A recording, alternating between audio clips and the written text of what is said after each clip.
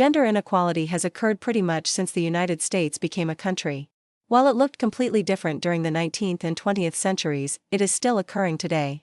During the 19th century and a good portion of the 20th century, women were expected to stay at home, complete daily house chores, and take care of the kids while their husbands were out working. Women started entering the workforce more and more starting in the 1930s.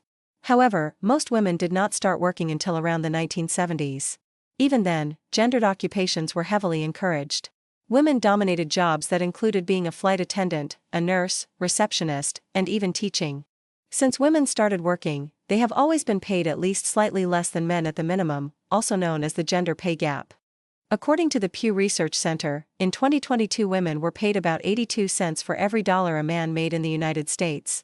Even though the pay gap was at 26.7% in 2000 and in 2022 was around 16% according to Qualtrics, women are still paid less than men even if they were in the same position or at least at the same level as their male colleagues. Moving away from the gender pay gap, we are still taught at a young age to assimilate to gender roles. Girls are generally taught to play with dolls, wear pink, wear dresses and bows, to do well in school, and so forth. While boys on the other hand are generally taught to like trucks, play outside, enjoy football, and more. Even though gender roles and stereotypes tend to be more harmless while we are kids, they can change into something that may be seen as more negative later in life. As adults, men are generally seen as more dominant and are expected to not show any emotion outside of anger and maybe pride. However, women once they become adults are expected to listen to men and to be nurturing, and are seen as way more emotional than men. Even though we have come a long way as a society, women are still experiencing the negative effects of stereotyping. Stereotyping is very prevalent on social media. Women are even compared to each other quite often, and if a woman is not of the society's conventional beauty standards, she is usually ridiculed. In the United States, it is very common to see many female influencers in makeup, wearing brand-name clothing, hair is usually styled, and are generally skinny. This has become the popular beauty standard at least in America.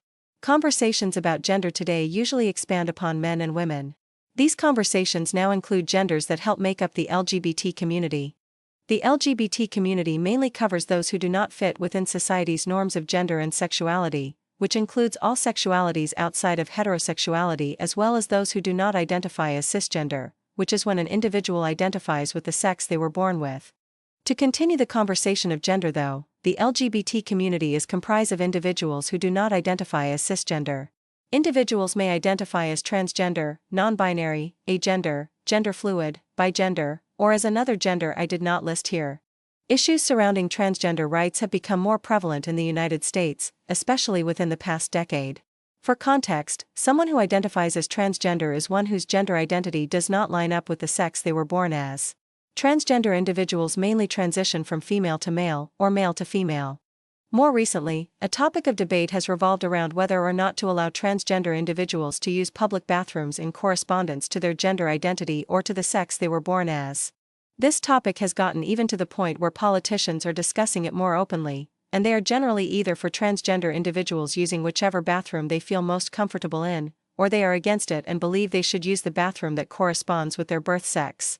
Generally, those who lean more left are for transgender individuals using bathrooms they feel the most comfortable in, while those who are more right-leaning are quite the opposite.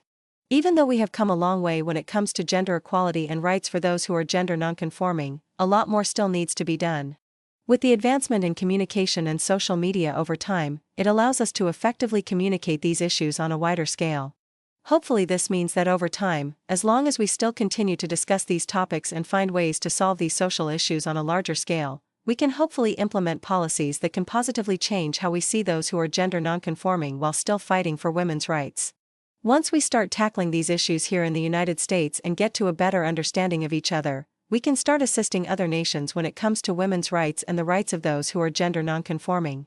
Even if we do not directly help them, we can hopefully lead by example at the very least.